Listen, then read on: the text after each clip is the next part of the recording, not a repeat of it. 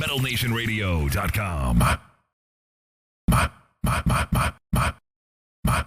Friends, Romans, Metalheads, lend me your ears. And we're back. There's a Richard Madeley reference for you. I don't know why I make Richard Madeley what is Richard Madeley doing these days? No one who listens to this, outside of a very select, probably group of people of a select age group from just Great Britain and possibly Northern Ireland, will know who Richard Madeley is. What a redundant way to start the show. Look at the amount of time I'm wasting. Almost 40 seconds already on talking about Richard Madeley. You're listening to Metal Empire Interviews. My name is RJ Bailey. And yes, we are. We're back. Been a little while. If you're American, it's been a hot minute. I've started saying things like hot minute and crazy good because a lot of Americanisms have slipped into my vocabulary as an audiobook narrator who does audiobooks written, oh God, I don't know when mostly by Americans. A lot of Americanisms have slipped into my vocabulary. Don't worry, I'm not saying aluminum yet. I'm not saying tomato. But I am having things like, I'm not saying y'all, but I am having Americanisms slip in, such as those. I don't know why it makes me wince. I suppose it's because I've reconnected in the last few years with my kind of like British heritage. After kind of being quite dismissive of it for a lot of my life, and now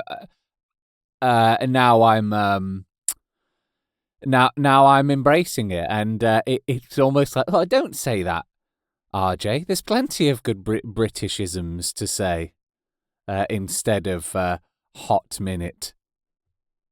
But anyway, I digest.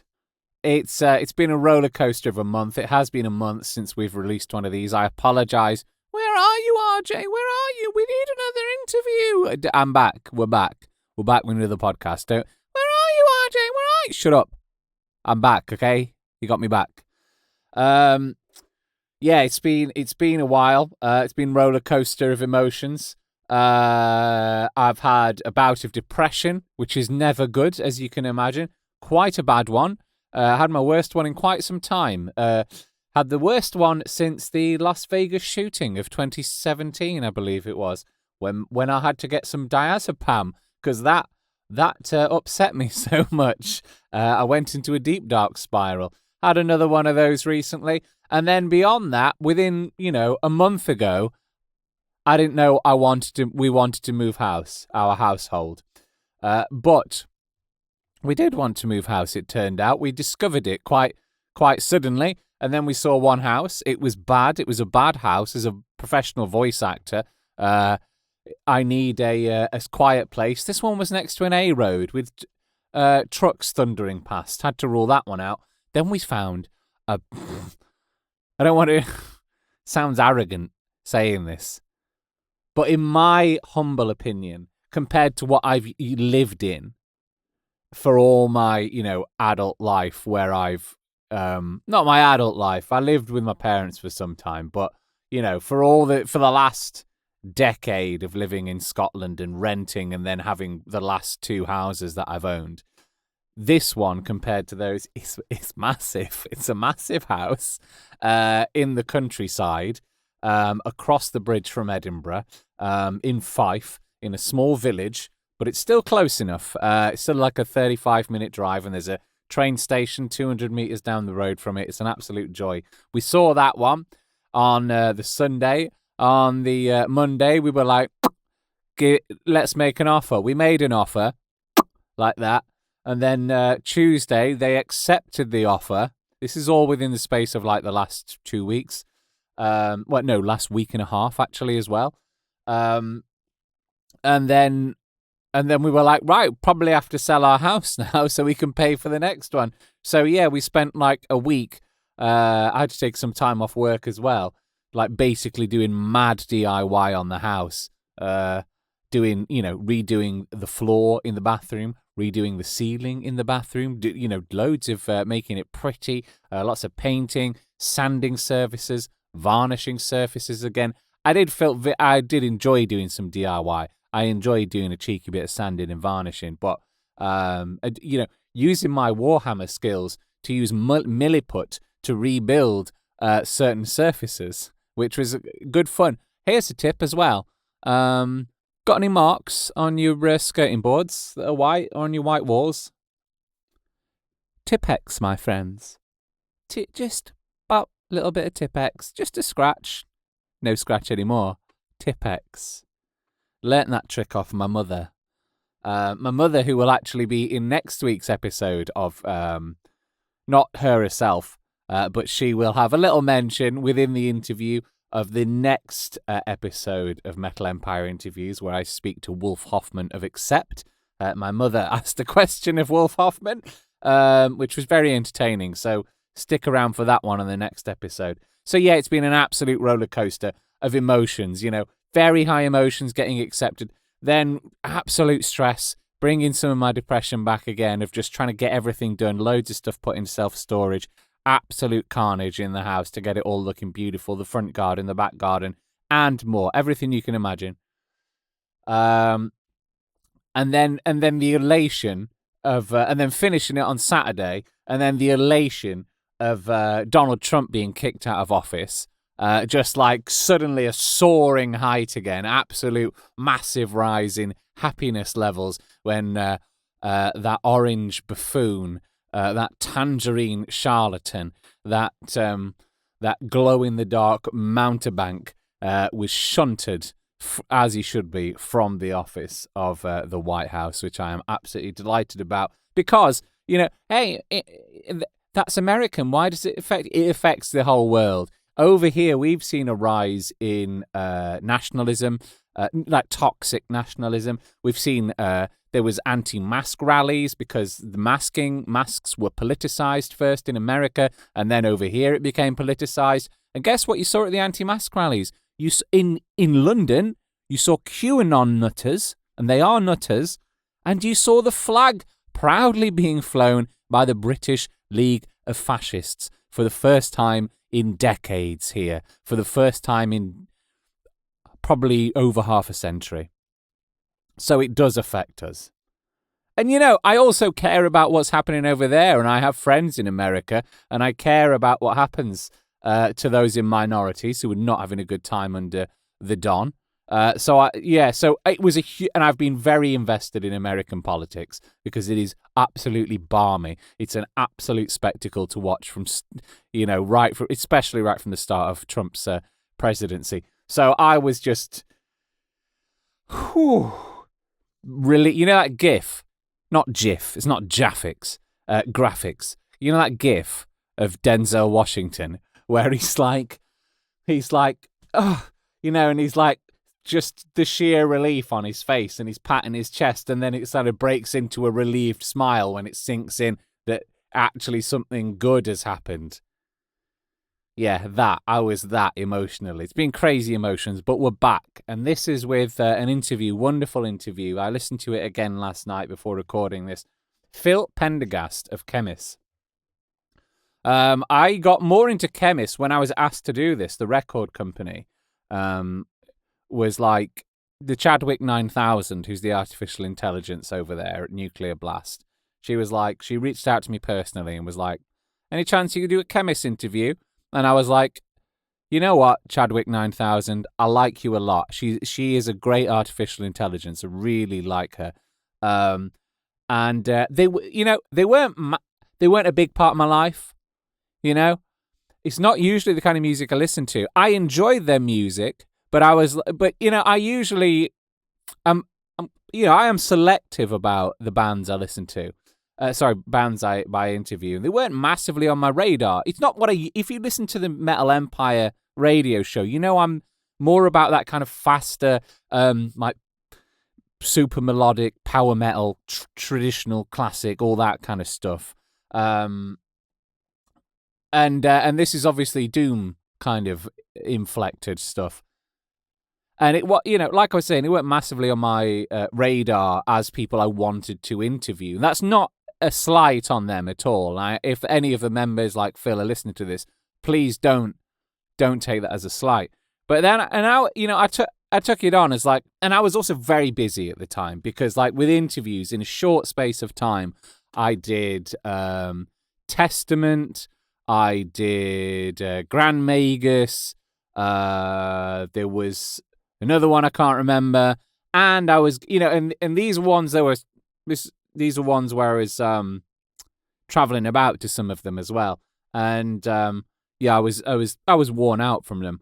And when I do an interview, I like to properly prepare an interview.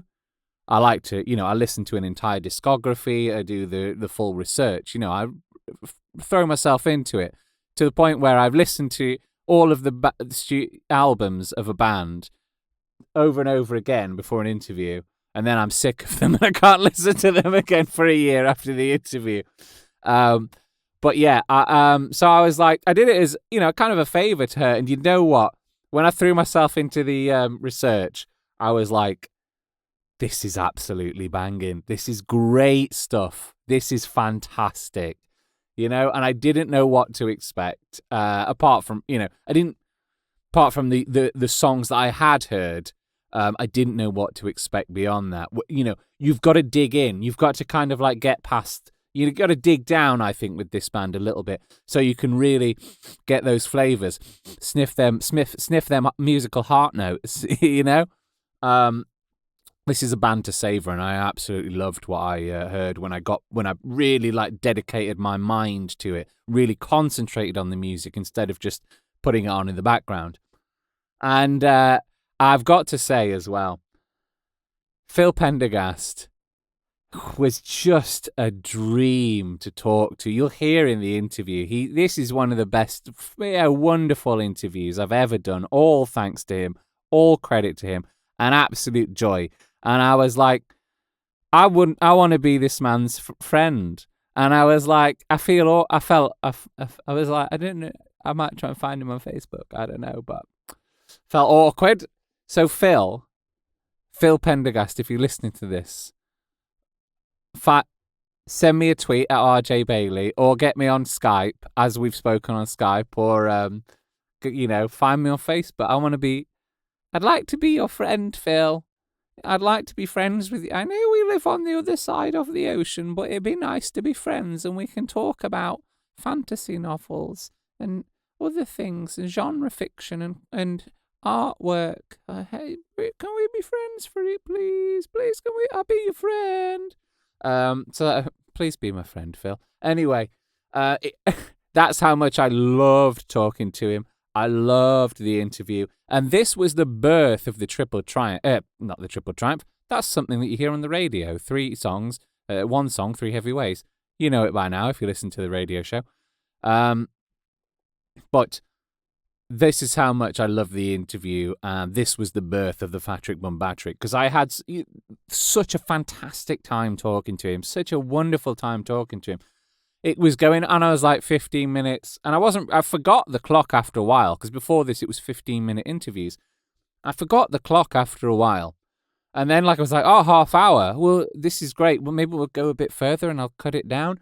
And then we got to 45 minutes of talking, and I was like, this is just wonderful conversation. I'm having a whale of a time. I can't cut any of this out because it's so nice. This chat is so lovely. I'm going to just play it all, and consequences be damned. Well, consequences not be damned. The viewers, the listeners, absolutely loved it. I suppose if you're watching the video of this that goes on Facebook and later on YouTube, you are a viewer, except it's a blank image. Don't just stare at it. Do something else. It'll rot your brain. If you're just staring at a blank image, you could do the dishes. That's the beauty of podcasts. Anyway, this and the listeners absolutely loved this in-depth Fatrick Bum Batrick interview, and I was like, right, this is how I do interviews now. Thanks to Phil Pendergast of Khemmis, this is and the Chadwick 9000. This is how I do interviews now. They're all going to be Fatrick Bum Batrick. Great reception. A lot of my listeners, weren't hugely aware of Khemmis, and so it's a compliment and a testament to how good an orator and conversationalist Phil is, that they, with perhaps not knowing much of his music, absolutely loved listening to him. So I hope you enjoy this as much as I enjoy it, and as much as no one can enjoy it as much as I enjoy it. I'll take that back immediately. I love this so much, it would be impossible to match these levels. The universe cannot take two people having this level of enjoyment for this interview. But I hope it comes close to how much I enjoyed conducting this and then listening back to it, and as much as my listeners on the radio show enjoyed it. It's a dream. So thank you, Phil. And that's why this podcast exists, because I was like, oh, this could just be a podcast now, couldn't this? Is a 45-minute conversation. This could be a podcast. We just do it as a podcast. And lo and behold, you're listening to the podcast. All right, we'll go into it. I'm going to start off, though, with a Khemmis track for you to set a little scene from the album, or the mini album, The Grab Bag, as he described it, from Doomed Heavy Metal, the release we were talking about. We'll start off with the excellent A Conversation with Death. Oh, death. Oh, death. Won't you spare me over till another year?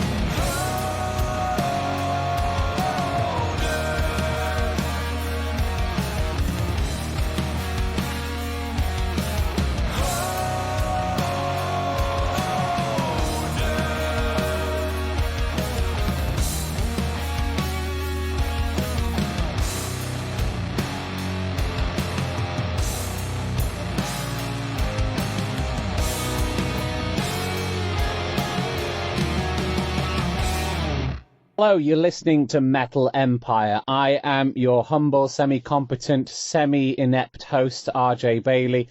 I am joined today by the vocalist, the guitarist, Mr. Phil Pendergast of Khemmis. How are you doing, sir? Great. I also feel like a pretty inept host, so I think we're in the same box here. Excellent. I'm Good to be with you delighted. today. Yeah, nice Yeah. to be chatting to you. It's delightful to see your mustachioed face as well. Yeah, I just got rid of the beard the other day because I got bored with it. It's hard to find things to like keep your attention when you're sitting in quarantine at home, you know? So sometimes you just got to get rid of some hair or whatever you got to do to stay sane. I've gone the opposite route, and I've been growing my facial hair quite a bit more, much to my wife's chagrin. I wonder if that's the right word. Yeah. Perhaps just annoyance is the right word, and irritation. Uh-huh. But yeah, facial hair seems to be a good preoccupation men seem to have when it's when we've left with nothing else to do. Exactly. So your latest release is Doomed Heavy Metal. It's one hell of a title. Is it an EP? Is it an album? Is it a mini album? Who can say? Is it all three? What would you describe it as? So to us, it's really just like sort of a fun like fan service album. I mean, like you used to have bands like ZZ Top in the 70s releasing things like this all the time, where it would be sort of a grab bag of. So like one of our collective favorite albums is Fandango by ZZ Top, Mm-hmm. and it's half live tracks, half studio rarities, and it's exactly that format. So it's sort of just like the kind of thing that bands used to do for their fans between albums would be to sort of release some music that they thought people would be interested in collecting. Mm-hmm. And so it's essentially our version of that. We'd recorded these live tracks about 2 years ago now, or a year and a half ago or so. Sure. And we've just been kind of sitting on them, trying to figure out what to do with it. And this seemed like the right opportunity to bring those out and also release some stuff that we'd been trying to figure out a good way to release in some kind of better format for a while.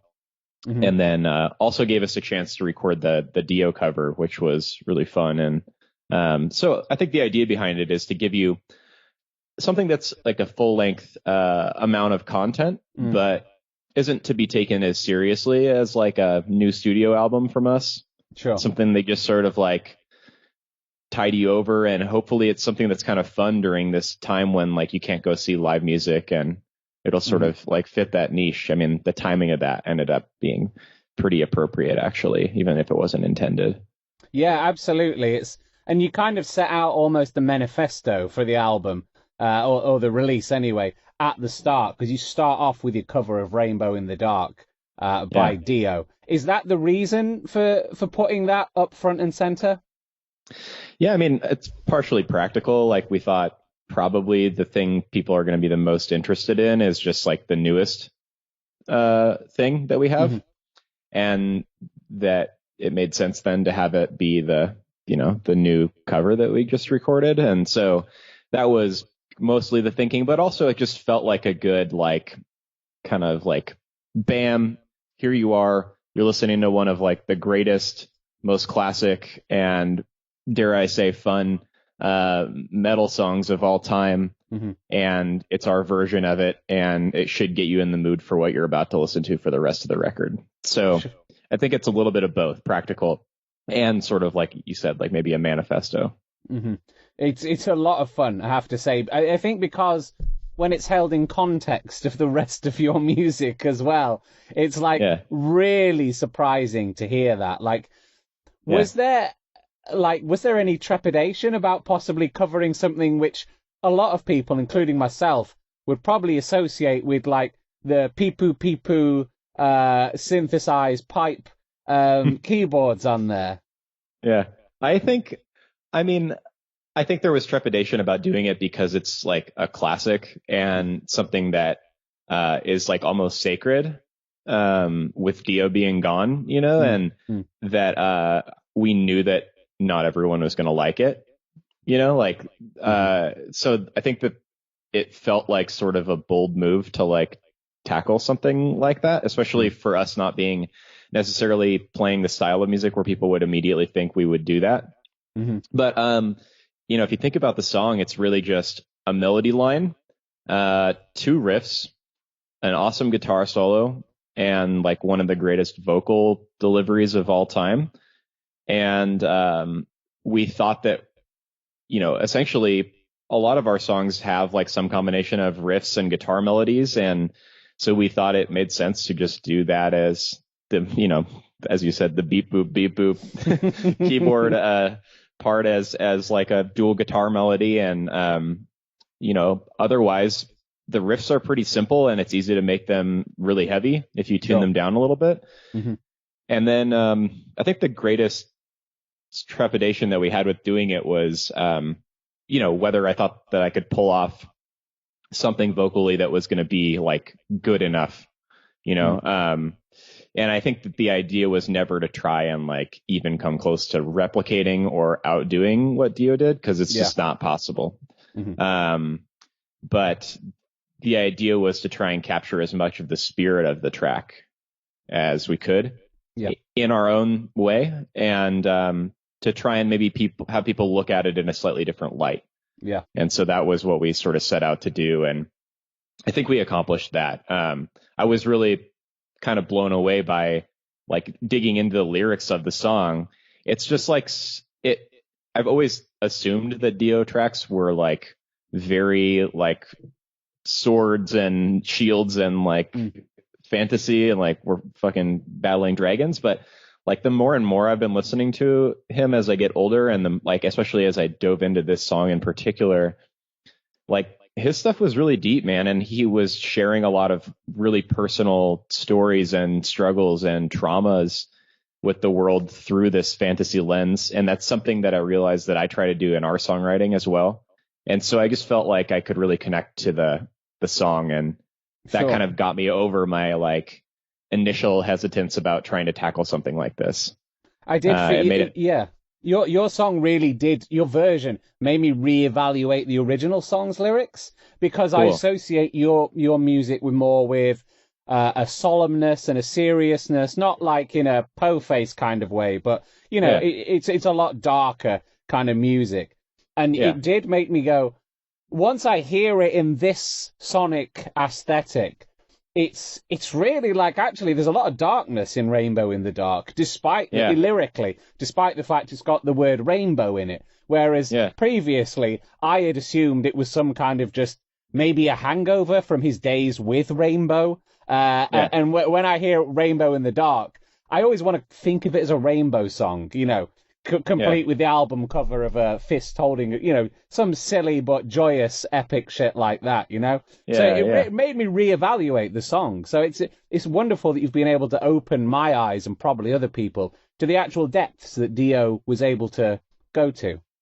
That's awesome, man. I'm really happy to hear you say that. I think that was not necessarily the intention, but that was the way that I realized that I thought that we could put our own spin on it, or at least my own spin, like vocally on it, was to think of it in this way. And I think a lot of our songs tend to sort of like have a lot of darkness with like some kind of shining like bit of hope at the center of it. Sure. And that's exactly what the song is about. Like it's about like overcoming and like not letting your past failures define you, essentially.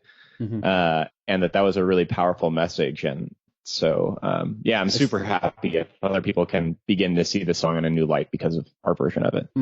It actually fits, when you talk about, when you talk about like his fantasy sword and sword lyrics, it does fit very well with you guys as well, actually, because the interplay between the visuals and aesthetics of heavy metal and the music is so key to the genre, especially, nowadays, as they've got more and more, as the image has coalesced more and more. I mean, you're wearing a Judas Priest t-shirt right now. As people followed the Judas Priest template of like leather and swords and motorbikes and those insanely cool album covers, and you guys' album covers and releases have got that kind of like, to me, it's like a cartoon Conan kind of vibe going on. And And once you mentioned, that Dio's got his sword and sorcery stuff, actually yours does kind of fit aesthetically because it does have that Conan quality to it. Can I ask you, where did that vibe come from that you came with? It's very distinctive. Yeah, there's a lot to unpack there. I think you're absolutely right about it being sort of like a cartoon Conan vibe. Like I think it was Zach, who's our drummer. We were all talking about sort of like this shared experience of being kids and like having your dad's record collection on the floor, or whatever, like in front of you, and he's playing music and you're like looking at the album covers and you're sort of like thinking about the stories of like what's happening with them. And all the great artwork that you used to see on these album covers, and especially for none of our dads were like big metalheads, but like with like Molly Hatchet or something. Like if you look at the fucking Molly Hatchet album covers, they're Frank Frazetta paintings of like cool warriors sitting on horses with badass weapons and shit. And so that was like 100% the vibe that we wanted to try and capture for our aesthetic for the album art. So we started working with this local artist. His name's Sam Turner. He does artwork for the brewery that Zach, our drummer, is the head brewer for. So we already had like a working relationship with him essentially through that. And we knew that he could pull off this style. And he has a ton of respect for Frank Frazetta and for similar artists that did that kind of like old school fantasy art. Sure. Like almost like paperback novels. Oh man, that's the good stuff. Yeah. Yeah, exactly. So we just approached him with the idea of like doing something in that style, using this character that he developed for like our first t-shirt we ever did, which was this wizard, these horns. And we had sort of said like, there's not enough bands that we see today that are producing album art that's clearly drawn and also like has a definable aesthetic and has like a character and a story. I agree. That we couldn't think of anybody that really was pushing that. And so we thought that was a really easy way to sort of set ourselves apart and maybe have people get interested in the music through something other than just the music.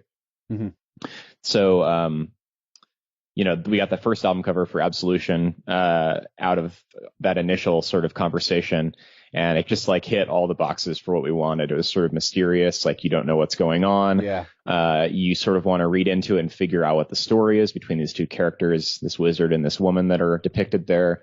And so we've just tried to keep the same aesthetic for the main album covers, and we plan on trying to continue this in the future while we sort of slowly develop a cohesive or at least a suggestive story that follows them.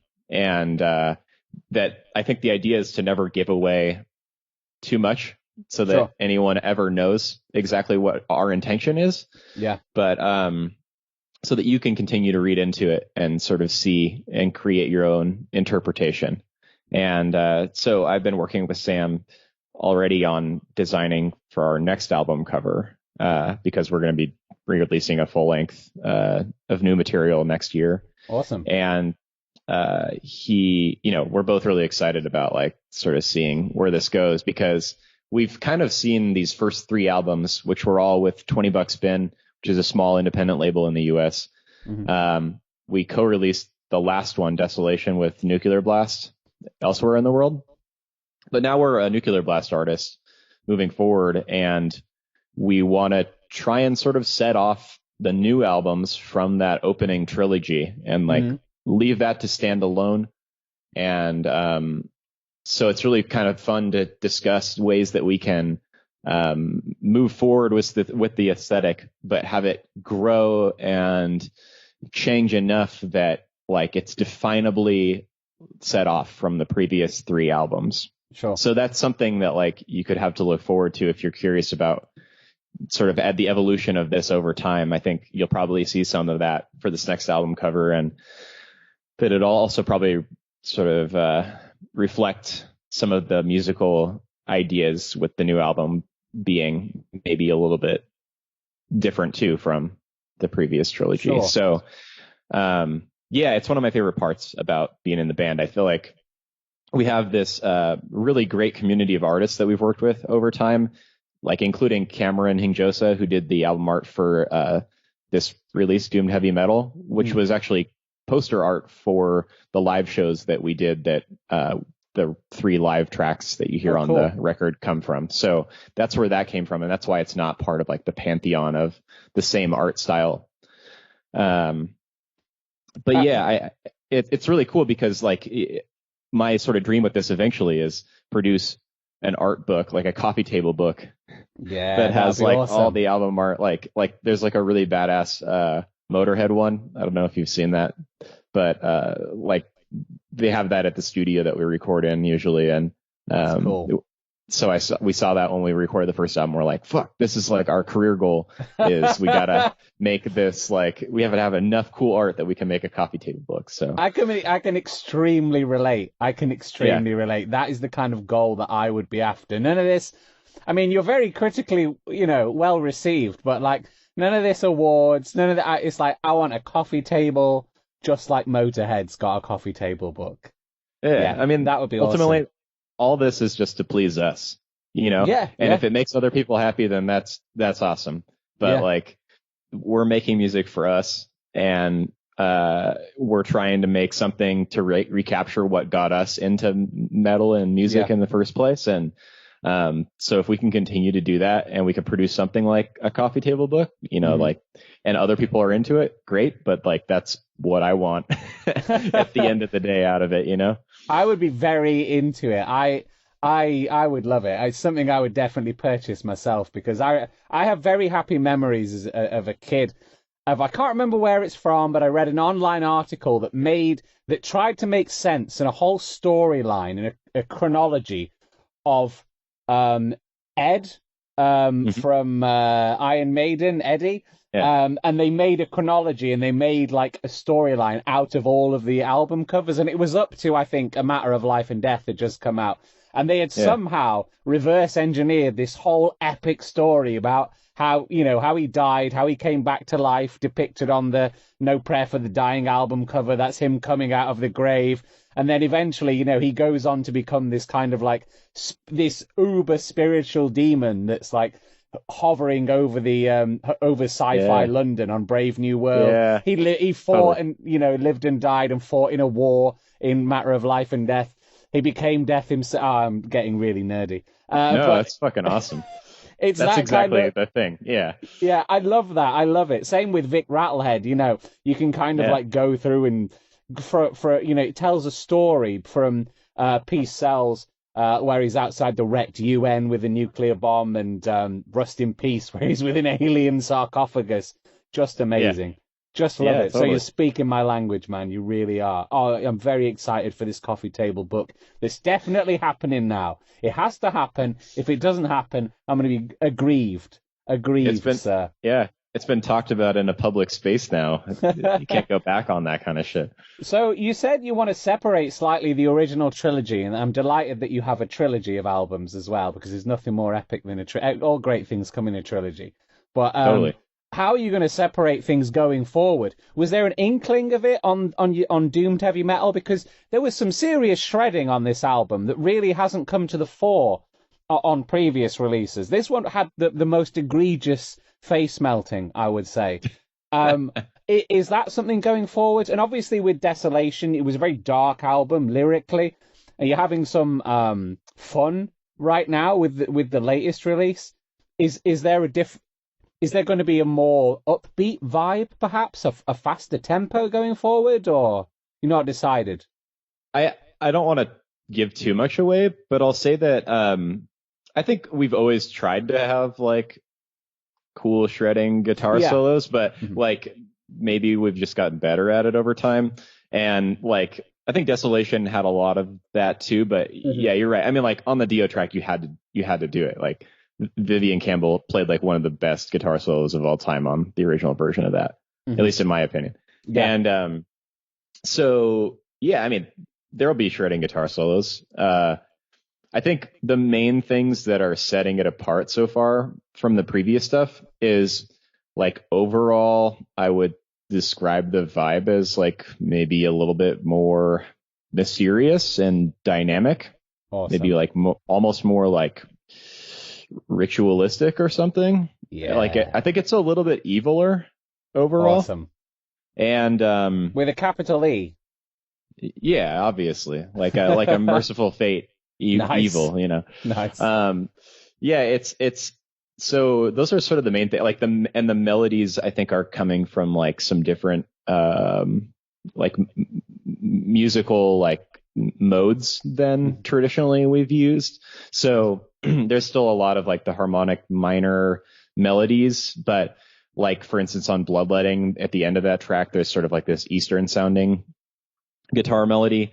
There's more of that kind of thing. There's more faster stuff. There's also slower stuff. It's going to be some clean parts. So it's kind of like a little bit more like out in all directions, I think. Sure. And probably there will be some more like uplifting sections as well. But I think I have like a little bit of a concept for the record, and I would say overall it's a pretty dark one. The last record that we had that really sort of had like a concept was Hunted.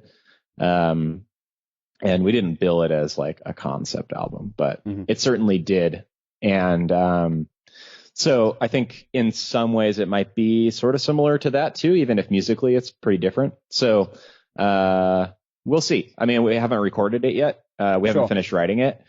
I haven't written like hardly any of the lyrics for it. So it's sort of a work in progress. But I think generally like expect the unexpected, hopefully, and that the more maybe streamlined traditional metal vibe of Desolation isn't exactly like the direction that you would. I think a lot of people would think that would be the direction we'd go in, signing with a larger record label to sort of streamline and try and make more commercial music. But I would say like so far that is exactly not what we're doing. So. Yeah. Is there any like is there any push from the record label at all to go in a way? Because I know I've spoken to other bands on the label as well, and sometimes they've not begrudgingly said this, and I'm delighted it's happened. But the label suggested do a cheeky cover version, you know, like Grand Magus did Stormbringer by Deep Purple, which I'm delighted Grand Magus have done that, but that was like by request of the record label. How does that relationship work? Are you given any requests like that or nudges or? We haven't really been. I think they probably treat different bands differently. And we sort of came into this relationship by just having Monty Connor, who's the VP of Nuclear Blast, and he used to be at Roadrunner. You know, he signed like all these bands that have done amazing things, like Typo and Korn and shit. So he came out to one of our shows in New York after we released Hunted, and he just was like a fan of the band and wanted to see if we could work together. And so I think from the very beginning, he's had a lot of trust in our own ability to do what we think is best for the band and to pursue our own sort of creative instincts.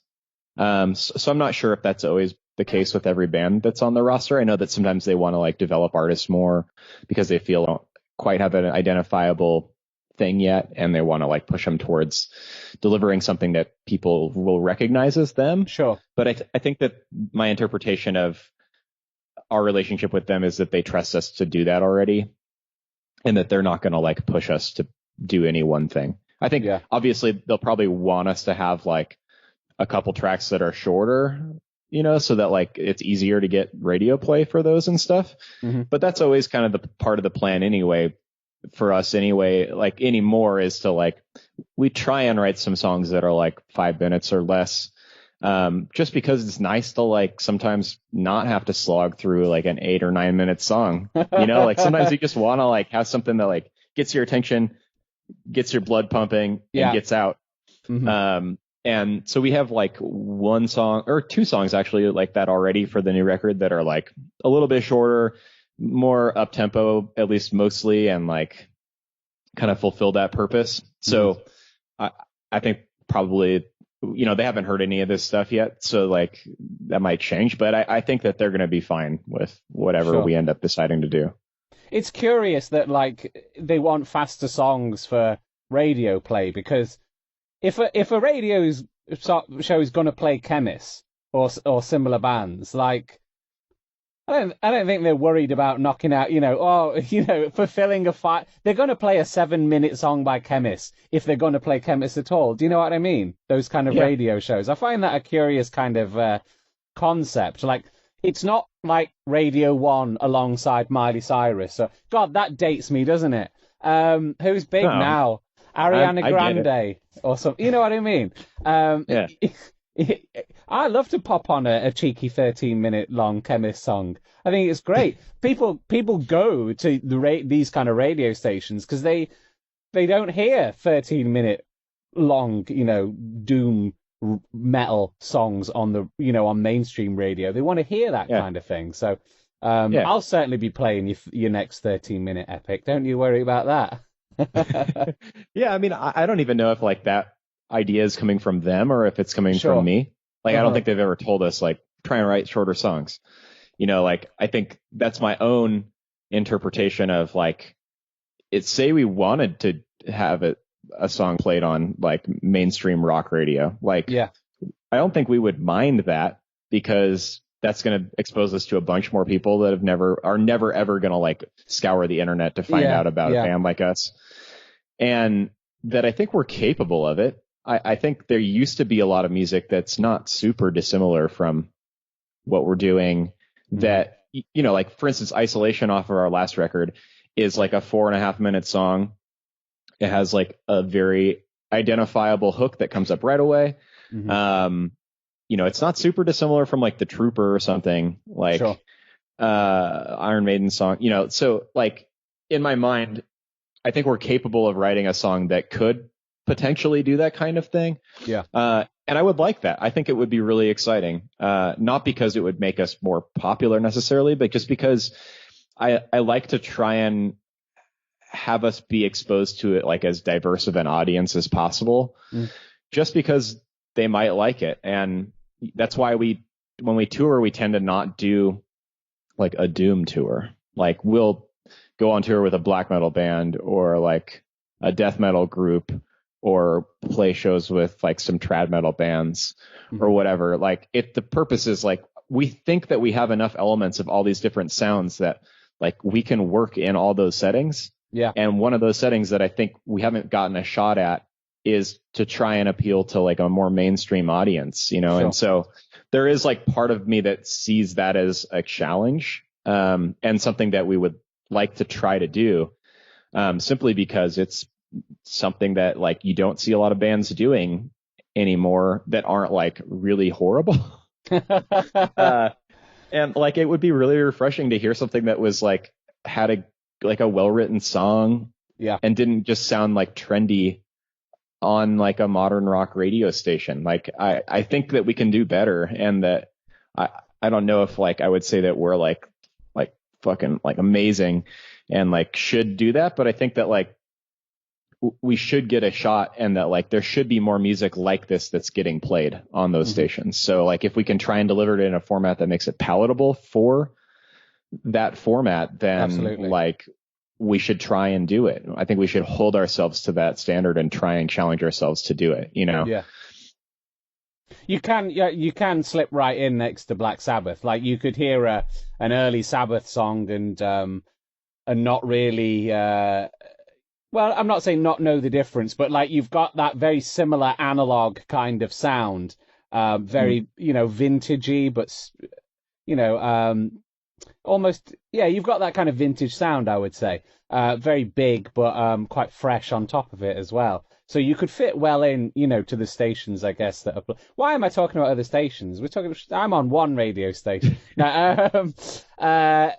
could definitely fit in alongside Black Sabbath and stuff. Do you seek to emulate bands like Sabbath and, early, Priest? You've got a very kind of like, I don't know, Sad Wings kind of vibe going on as well. Like, is that what you're after? I mean, thank you, because that's a really important album for me. Oh, good. I think that the idea for us from day one has never been to like try and recapture what any band was doing. And we've consciously, it may not sound like it because aesthetically, like I can see the similarities with like Black Sabbath, for instance, but we've consciously always discarded any riff that reminded us at all of Tony Iommi. Nice. When we're writing songs. Like there's tons of Dune bands that play Black Sabbath riffs, and I don't think we're one of those bands. Like we consciously are, every time that something comes up that's sort of like that, we're like, nope. Seems like we a don't very want to wise be move. Yeah. Yeah, and so like so I appreciate that, like sort of like almost spiritually or something, it seems to fit in without actually like musically being too similar. And that being by design, and that like we've always wanted to sort of be like a modern band, like that's like seen the development of metal over time, but shoots for more of a sound that is sort of like not definable by the standards of modern metal. Like there was a time in, say, like the late 70s where I think there was a really great diversity in what metal bands were doing and what they, even within the same band, were capable of doing. One of the perfect examples being like Sad Wings era Judas Priest, because I think on that record they do a ton of different stuff, and stuff that's not, you know, all of it was still just called heavy metal, you know, like it wasn't like, but there's some like doomy sounding stuff on that record. There's some really proggy stuff. There's some like more fast, like sort of up tempo, like proto thrashy kind of stuff going on too. And I think that our goal, especially with the last record with Desolation, was to try and write a record that could have come from like one of the contemporaries of Judas Priest in that era. Like that was sort of the goal, was like, with the hindsight of seeing what black metal and death metal look like, what if there was a band in the 70s, like at the same time as like Sin After Sin came out, that decided they were inspired by that, but they also wanted to incorporate some of these future sounds, and they sort of like were capable of then of writing this record that had like a little bit of all that, and just was kind of freewheeling. And like, if the mood determined that like we needed this really heavy, ugly part, then like there it was. If it was supposed to go into like this proggy section for like 2 minutes with guitar soloing, then there it goes, you know. And that's sort of like more the inspiration, rather than trying to emulate any one band or record or sound, has been to try and create something that's really free, lets us express a lot of different inspirations from metal, in a way that still is always just heavy metal, or doomed heavy metal, as like, you know, we're calling it on this new record, because it's still going to always sort of have like this sort of more sad, like somber vibe. I think partially just like my vocal tone is like, it's the only thing I can do, and it kind of just sounds like that. And like I like to write sad songs, so like it's kind of, it is what it is, you know. So that's like, otherwise it's really just heavy metal to us. And that at the center of all these different influences, I don't think we're a band that's super different in terms of how it's thinking about itself than like that early Judas Priest record, where they felt like, well, shit, we can kind of do all this other stuff and it still sounds like us, and we can just write good songs and see what sounds make sense to match to which parts of the songs, and that's what it is. And so that's exactly the perspective that we have as a band, especially more and more over time. We sort of like developed the confidence to say, I think Khemmis can be anything aesthetically. You know, it can be like blues rock, it can be hard rock, it can be grungy, it can be thrashy, it can have death metal parts, it can be black metal, it can be doomy, it can be all these things. And because of the combination of people that are playing together and our own backgrounds, it's always going to kind of sound the same. And we're always going to use the same, like, I think a melody from us is always going to sound like a Khemmis melody. The rhythm behind stuff is going to sound different just because of the combination of who we are as a band. And yeah, so it's not like a concerted effort per se, but I think that our perspective is similar to like that same time period that you're referencing. Yeah, it's like I get from your music the way it sounds like a band that, talking about this mindset that was like, it's before heavy metal kind of hardened. Before it was like a paint that dried, oil paint that kind of dries. Yeah. It was still malleable, and these bands. I mean, you get it now with Ozzy. His solo stuff. I really value his solo stuff, even his last album, because he has still got that mindset where he wasn't like he happened to be making heavy metal music.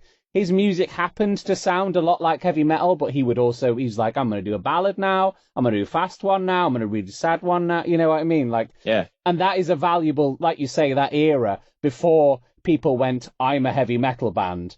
And this is what heavy metal is. Before that kind of cured in a way. It's that kind of sound, which I think you've really captured. It's got that freedom to it. Yeah. Perfect. I mean, that's exactly the intention. And I also agree with you like that especially like that new Ozzy record, I think partially because it's produced by like such a pop producer. Yeah.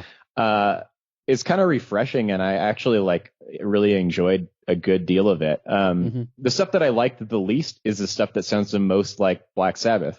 Yeah. On that record, like the best tracks are like the song you did with Elton John, which is like kind of like a Beatles. It's like a Beatles song. Totally. But like about mortality, and is like really beautiful and sad, and Elton John is fucking awesome on it. And then you've got like my other favorite song is like the really thrashy one, like that has Post Malone on it. Yeah. That's like, a banger. And that one is just like so fun, and like he sounds so rejuvenated in that setting. Riot, I think. Is that it? It's a Riot or something? Yeah, exactly. Yeah, and that one's just like a total fucking banger, like out of nowhere. He's never done anything like that before, I don't think. And no.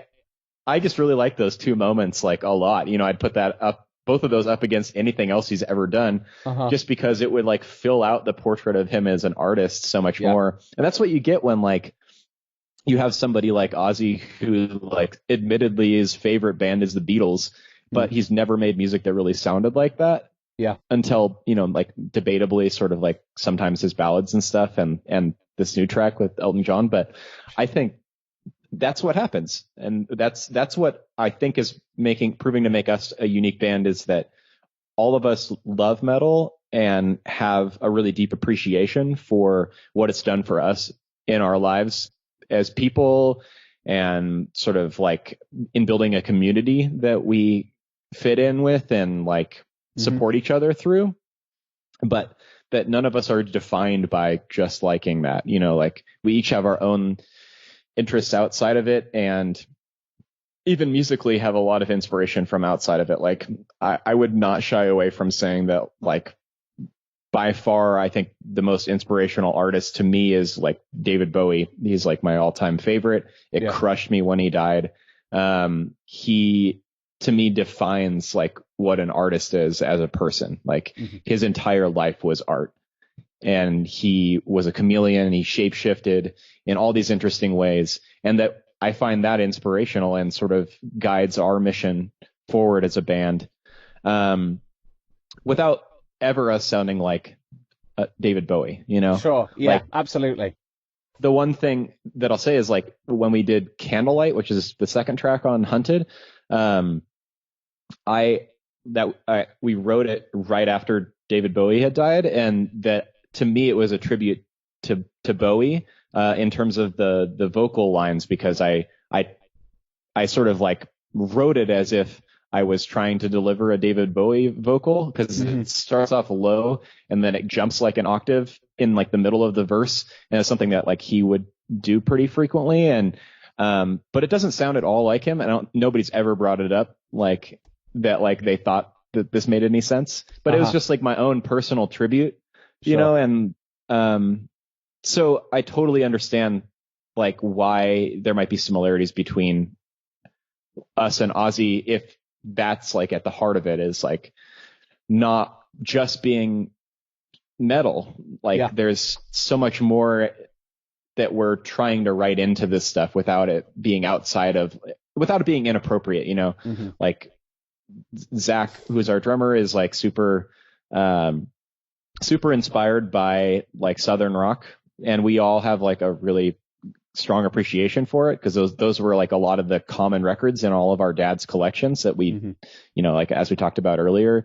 And so like a lot of our songs will have like sort of a swing to them, sort of conjure like a Southern rock vibe, even if that's not immediately what you hear. If you like pay attention to it, that's happening. Or, a lot of Thin Lizzy influence all over the place, because that's like a collective favorite. And a lot of people might think, oh, okay, like these dual guitars are coming from Iron Maiden or something.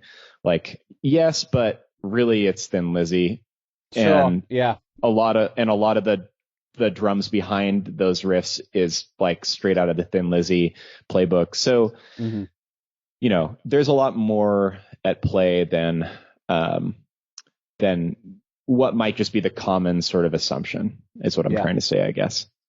That's what makes it such compelling music, I have to say. It's what makes it so interesting, so deep, and makes me want to go back over and over again. It's like a cavern. It's like an underwater cavern that I want to go swimming in. And every time I come up for air, I take another breath, then I go back down again, and I discover a new little passageway that I'm like, what's through here? Oh, look at all these luminous jellyfish through here. And then you go up again, and you like go the other way. Oh man, look how beautiful that stingray is. Look at the size of that thing. It's amazing. It's like that's what your music's like. It's like an underwater cavern meets a cartoon Conan. I love it. Just don't get stung by that thing like Steve Irwin, man. No. Yeah. Although, rest in peace. Rest in peace, Steve, but I probably wouldn't be tugging on the poor thing and making a fool of it on live television either. Not that I'm blaming Steve, but, you live by the stingray, die by the stingray, perhaps. Fair enough. It's not too soon to say that. Occupational hazard. Exactly. Listen, I could talk to you all day about heavy metal music and other music. I wanted to go down a route and go, oh my God, isn't Thunder and Lightning just the best thing ever, though, by Thin Lizzy, etc. But, that's, I'm glad you agree. Cold Sweat and Thunder and Lightning. Talk about them twin guitars. But anyway. Yeah, no kidding. I'm a Black Rose man myself. That's a banger. We're talking the pinnacle there, that track in particular. Yeah, that is a beauty. That's a beauty. That is chef kiss right there. Yes, exactly. I'd love to have you on again sometime to nerd out. Sure. Yeah, I'd be happy to. Excellent. Yeah. So I think I'm going to have to wrap it up there, just looking at the time it's been. I could chat to you all day, my dude. Thank you so much for a great interview. Thank you. I hope everything goes as well as it can do with the latest release. I know it's a very odd time, and I know you can't tour with it or anything or promote it in the traditional sense. So I hope everyone who's listening goes, and what you should do when you're listening to this record, bear all these things in mind. It's a fun thing to go and pick out these influences. So go listen to these tracks, go through the back catalogue, see where you can hear, Bowie and stuff linked in through this. See where you can hear the Thin Lizzy, and I think you'll all be surprised at the nuanced layers that are buried under the doom topsoil of it all. So support these guys, because they're absolutely awesome. I mean, the critics support them already. They don't need that help there. But the fans, of good, solid, quality music that is freeform, it does not allow itself to be forced into a box that it doesn't need to be, should go and check these guys out. Thank you very much, Phil. It's been an absolute joy. Thank you. We're going to make it over there. Please do. Please. As soon as possible. I know that we just canceled the European tour that was supposed to be happening. I would actually be over there right now. But, we will be back as soon as we can. And so hopefully come out and say hi. You and anyone else that's listening. Absolutely. We'll keep an eye on your Facebook, on your social feeds, on your website. Everyone, keep a lookout for these guys when they're coming back, because it's important to support music such as this, which has such authenticity and depth to it. Thank you very much. Yeah, thank you, RJ.